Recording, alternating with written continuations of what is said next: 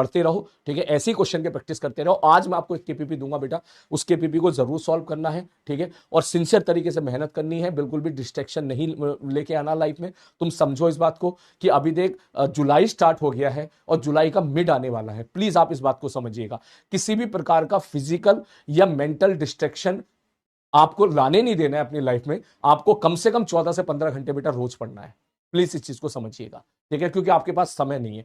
तुम ये समझो कि हमारा जो है अब क्या करें यार, ठीक है, जब कंडीशन ही ऐसी है तो कुछ नहीं कर सकते, लेकिन एटलीस्ट जो वक्त बचा है उसमें आप अपना अपना बेस्ट कर सकते हैं। तो हमारा जुलाई का मिड आ चुका है, ठीक है, और अभी हमारी फिजिक्स स्टार्ट भी नहीं हुई है, ठीक है, आप इस चीज को समझो। तो एक एक मिनट भी इंपॉर्टेंट है। क्लास वाला पोर्शन सब मैं संभालता हूं, उसकी टेंशन तुम बिल्कुल मत लो, लेकिन घर पे रिवीजन वाला पोर्शन, होमवर्क वाला पोर्शन, चाहे वो फिजिक्स हो, चाहे वो केमिस्ट्री हो, चाहे वो बायोलॉजी हो, वो बेटा तुम अपने लेवल पर जरूर संभालते रहो। और आप में से जितने बच्चों ने बहुत अच्छा स्कोर किया था, 400 प्लस जिनके मार्क्स आए थे, ठीक है, या 300 प्लस जिन बच्चों के मार्क्स आए थे, 300 प्लस इस नीट में, तो मैं उन्हें बोलूंगा बेटा आप लोग, अगर आपको लग रहा है कि क्लास में पढ़ाई हुई सारी चीजें आपको आती हैं, तो घर पे आप अपना पुराना भी रिवीजन करते रहें।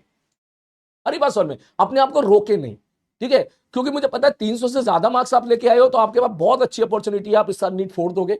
और मुझे पता है कि 300 से ज्यादा मार्क्स अगर आप लेके आए हो तो इसका मतलब आपके पास अच्छी खासी नॉलेज है।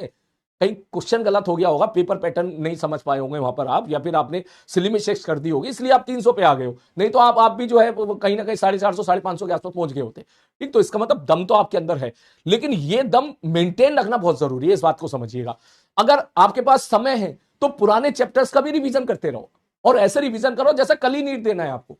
आपको याद होगा वो दिन जिस दिन आप नीट का पेपर देने गए थे, उससे एक दिन पहले तक क्या खतरनाक लेवल की आपकी पढ़ाई होती थी, उस मोमेंट पे याद करो, ठीक है। आपको संडे को नीट का पेपर है, फ्राइडे की रात तक कितनी खतरनाक तरीके से पढ़ाई करते थे आप लोग, पूरी बायोलॉजी पढ़ लिया करते थे, ठीक है, 2 से 3 घंटे में पूरी बायोलॉजी रिवाइज कर लिया करते थे, ठीक है, 2 से 3 घंटे में फिजिक्स के सारे फॉर्मूले आप रिवाइज कर लिया करते थे, केमिस्ट्री में भी काफी चीजें रिवाइज कर लिया करते, जितना आता था वो तो कर लिया करते थे ना। तो जैसे आप नीट के एक दिन पहले 2 दिन पहले जो रिवीजन किया करते थे, वो चीज मेंटेन रहनी चाहिए। वो चीज मत खोना तो बिल्कुल भी, क्योंकि वो तेरी मेहनत है पिछले साल की या उससे पिछले साल की, उसको पकड़ के रखना है बेटा आपको। क्लियर है? तो जब भी कभी आपको समय मिले, तो ये नहीं कि हम जो क्लास के हिसाब से चलेंगे बाकी तो हम छोड़ेंगे, छेड़ेंगे नहीं बेटा, नहीं।